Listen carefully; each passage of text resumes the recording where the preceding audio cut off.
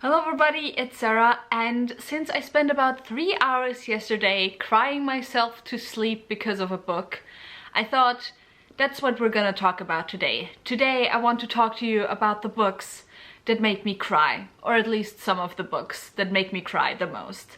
Also, I just finished an exam and I really don't feel like filming anything where I have to spend brain power thinking about what I'm gonna say, so that's also part of the reason why I decided to film this now. But before we get into the books, let's get a few things out of the way first.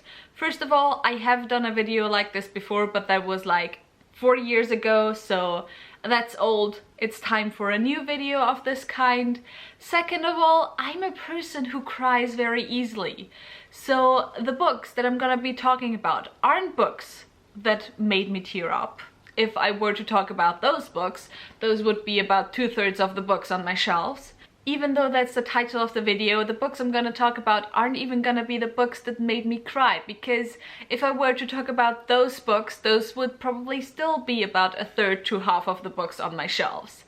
The books I'm going to talk about in this video are gonna be exclusively the books that ripped out my heart, tore it into pieces, that made me sob hysterically, hiccups, snotty nose and all, because these books that I'm gonna talk about hurt me. They hurt me a lot.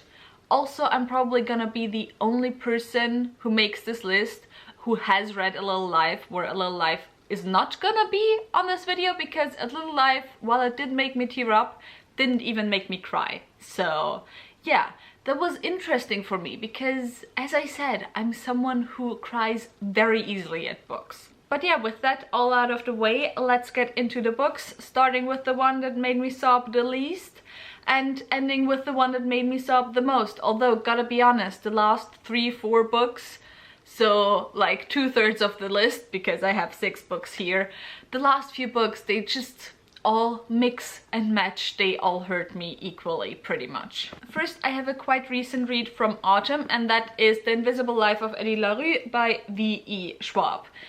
This book hurt me. It hurt me a lot. I am sure that most of you, all of you, know what The Invisible Life of Eddie LaRue is about, but basically you follow this girl who was born or lived at the beginning of the 18th century, and she's not quite happy with her life, with her lot as a woman in the 18th century, so she makes a deal with the darkness, with the devil, to live forever, but in return she cannot leave her mark on the world, which most prominently is displayed in the fact that no one can remember her as soon as she leaves their sight. And so we follow her through 300 years until one day in New York City she meets a young man who actually does remember her. And most of the book is then split in between the times of her past, his past, and their present together right now. It's wholesome, it's fun. I mean, the past chapters aren't as wholesome as fun, but the present chapters, the two of them interacting, definitely are just so wholesome, but that just makes the ending all the more heart-wrenching and just, oh my god, I hurt a lot when I read this book. I might not have been as full-on sobbing as I was with most of the other books. I think I was just before sobbing, but it definitely got to the point where I had to stop reading because I just couldn't see anymore because of all the tears in my face and in my eyes. And yeah, if you want to have your heart broken because the contrast between the wholesomeness and the hurt is just too much, then definitely pick up this book. Although, be aware, there's not a lot of plot to this book. So if you need your plot to enjoy a book, then maybe this one isn't for you. Then next I have The Hero of Ages by Brandon Sanderson, which is book 3 in the Mistborn series. And the first 2 books also made me cry. I mean, I almost didn't cry in the first one because I just had trouble understanding what was happening. So like, my brain didn't catch up to what I was reading, so I didn't find the time to cry until I had already like finished the book. So With the first one, I didn't cry that much. We'll see how it goes once I reread it this year though. But yeah, man, Sanderson is hardcore when it comes to his endings, and they hurt a lot. And I don't know if that would be considered a spoiler or not, but I mean, it's high fantasy. There's gonna be character death. You'd expect it, so I don't think it's gonna be a spoiler. But I actually read George R. R. Martin, A Game of Thrones, A Song of Ice and Fire way before I read Brandon Sanderson, or not way before, but like before I read Brandon Sanderson. And of course George R. R. Martin is quite well known for the hurt he causes his fans because, you know, beloved characters all aren't safe. But oh my god, Brandon Sanderson is so much worse in that regard. Like, so much worse. He hurt me so much more. But maybe that's also because I love the characters more, so who knows. But yeah, Brandon Sanderson endings of series are... they hurt a lot. This book made me sob. Like, the ending was hard, but it also was a kind of happy sob. I don't know, it was like a happy sad thing. It was really weird. I'm so excited to reread this series finally. To see if it still hurts me as much as it hurt me the first time, or now that the surprise is gone, it won't hurt me as much anymore. And now with the last 4 books, we're just getting into the realm of this hurts, I'm fine. This just hurts so much. I cannot. But the first book of the last 4 is Clockwork Princess by Cassandra Clare. Although I wouldn't even say it's specifically the ending of this book which makes me cry so much, but now it's just everything in the character dynamic between Will, Jem and Tessa makes me cry. Like, recently I finished The Lost Book of the White, and the book I didn't like, but at the end there was this short story of a certain marriage scene. I won't say anything more because spoilers, and it was like 5 pages long, 10 pages long. And I still started crying, even though it was that short, because the characters in this book mean so much to me. And the epilogue sequence, I mean, it starts a little bit earlier already. Like, that moment when the one character notices something. No spoilers, but, you know, if you've read the book, you know, when the one character leaves to go get the other character, and then this thing happens. The pain starts already there. But then the epilogue, it's just, oh my god. I mean, City of Heavenly Fire also hurt me a little bit, the epilogue, but I wasn't at the point where I was full on sobbing. And I have since reread this book multiple times, and where I didn't cry when I reread City of Heavenly Fire, I have cried every single time when I have read this book. I am a person actually who sometimes I will go to certain scenes in books simply to cry. I am a person, I very rarely allow myself to cry just for myself, for something that is happening in my life. But sometimes I just have moments where I feel like something isn't right. I'm not feeling my best. I feel like I need a good cry, and the things I do then is, one, I go to a movie that I will know make me cry, or I go to a book that I know will make me cry. And so I have just only read the epilogue a couple of times already. More than a couple of times actually. Just because I know it will make me cry and sob every time, and then I will feel cleansed afterwards. So yeah, this is one of my go-to I wanna cry books. Same goes for this book, which is Twilights Dawn by Anne Bishop, which is the 2nd short story collection within her Black Jewels world. And the story I'm talking about is the 4th and last short story within this book. Also, I just noticed I put on the dust jacket the wrong way around. So let's quickly remedy that. So yeah, the short story I'm talking about is the 4th short story in this novel, which is called High Lord's Daughter. And in the series, basically, you have 2 types of races. You have the long-lived races and the short-lived races. The short-lived races pretty much have the same lifespan as a human, so like 100 years. 80 to 100 years, maybe 120 if you're lucky. And then you have the long-lived races who can live thousands of years. And I'm explaining this just so you can understand my hurt. Because there are no characters that have been closer to me, and no book that has been closer to me than the Black Jewel series. I have talked about how much this series means to me a lot. And so yeah, you have the long-lived races, you have the short-lived races. Most of your POV characters are part of the long-lived races, so they live multiple thousands of years. But then the main character, the chosen one character, that isn't a POV character, but that everything kind of revolves around, all the characters you follow have been waiting for her for years and years, centuries, millennia, is one of the short-lived races. And basically, if you put a little bit of thoughts into it, you will know, even when you read the original series, that, you know, she's gonna die way before all of the other characters are gonna die, or most of the other characters are gonna die. And Bishop, the author, has gotten multiple questions already if her being the chosen one changes anything about that, and so on. And basically it doesn't. And basically the short story is the story of how all of the characters you love so much deal with the grief of losing this person that their lives have revolved around for the past century. And it's so hard to read.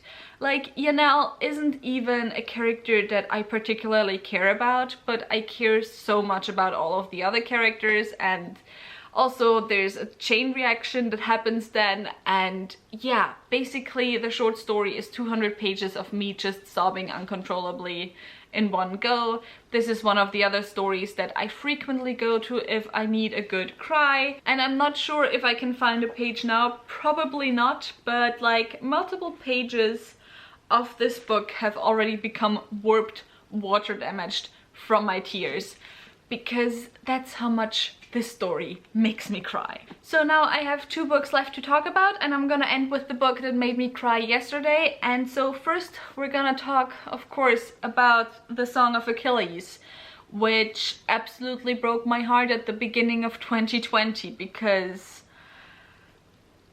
I don't even know how to explain this. This is a retelling of Achilles and Patroclus' relationship, and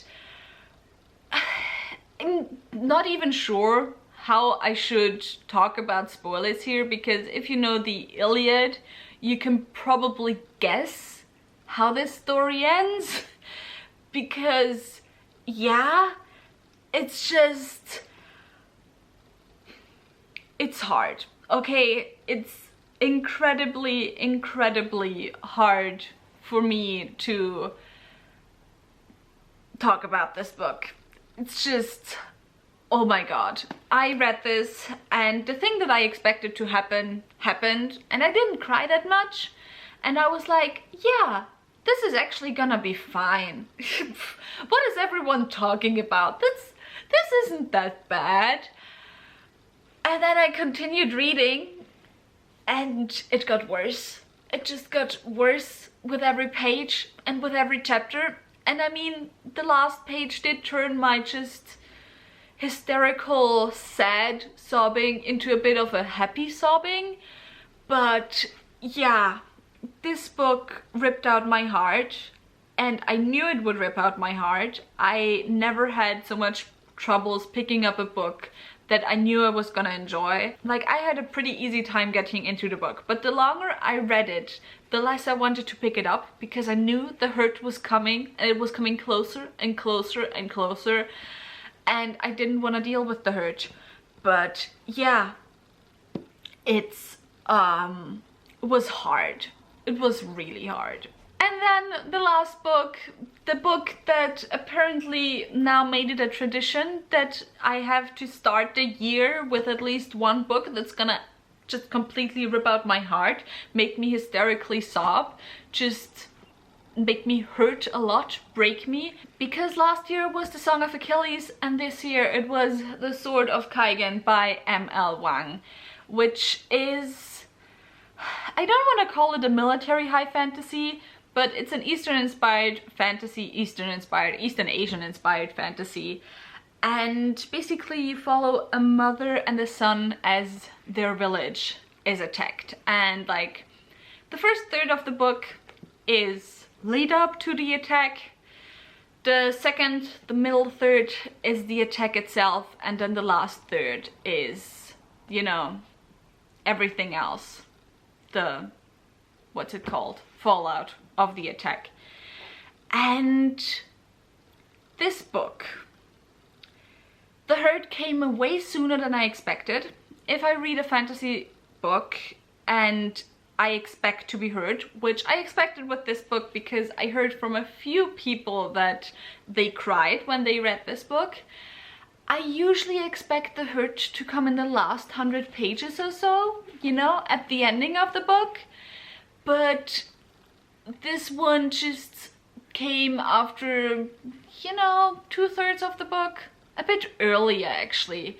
And then the last 250 pages are just continuously reopening the wounds after you thought you're fine again, and then a character says something or a character does something or something happens and I just started sobbing all over again. So basically it was me starting and stopping sobbing just for 2 hours non-stop. I mean, obviously not non-stop because I just said that I continuously started and stopped. And you know, I don't even know which of these two hurt me worse, because this one I feel like, you know, punched me more. It hurt me more. It hurt me all at once. But it was over after 50 pages. Whereas this one, you know, the single instances of me starting to cry weren't as bad, except for one where I did literally just, you know, full on sobbing, hiccuping, snotty nose, everything. Needed to stop reading because I couldn't see anymore because of all the tears. But this one just, as I said, continuously hurt me for about 200 to 300 pages. And I was just like, at the end I was just like, please stop. Please, I don't want to hurt anymore. And this kind of ended on a happy note. This tried to, but really it didn't. And this book did a thing really well. Actually, all of these books, except for Hero of Ages, do the thing that get me sobbing the most out of everything else. Because the thing is, I don't cry. I mean, I do cry. I do cry when characters die. That rhymed, that wasn't intentional. But character deaths do make me cry. Character deaths hit me hard a lot of times. But a lot of times I won't cry at the character death itself. I will only start crying when we see the other characters being hit by the death. The thing that makes me cry the most out of all other reasons why I would cry in a book is grief. Grief of characters is what I just cannot deal with. And yeah, man, I was... all of these books are books that I absolutely love. All of these books are actually 5-star reads, because if a book makes me cry that much, it's gonna be a 5-star read. That's just what it's gonna be. My camera just stopped. Anyway, if a book makes me cry this much, it's gonna be a 5-star read. There's no way around it. And so yeah, that is it for this video. Tell me in the comments down below if you have read any of these books and if you cried as much as I did when reading them. Tell me in the comments down below, are you a book crier or a crying reader? Which books made you cry the most? And tell me the titles so I can go and check them out, because I do love crying in books. Like, these books hurt me, but I love them. And so yeah, if you enjoyed this video, maybe think about giving me a thumbs up and also maybe subscribing. All the links to my social media are in the description box down below, so go and check those out. All the links to my book club of Queens, Witches and Valkyries, where I read one adult high fantasy book written by a woman per month, are also in the description box down below, so go and check those out as well. And I hope I'll see you soon. Bye!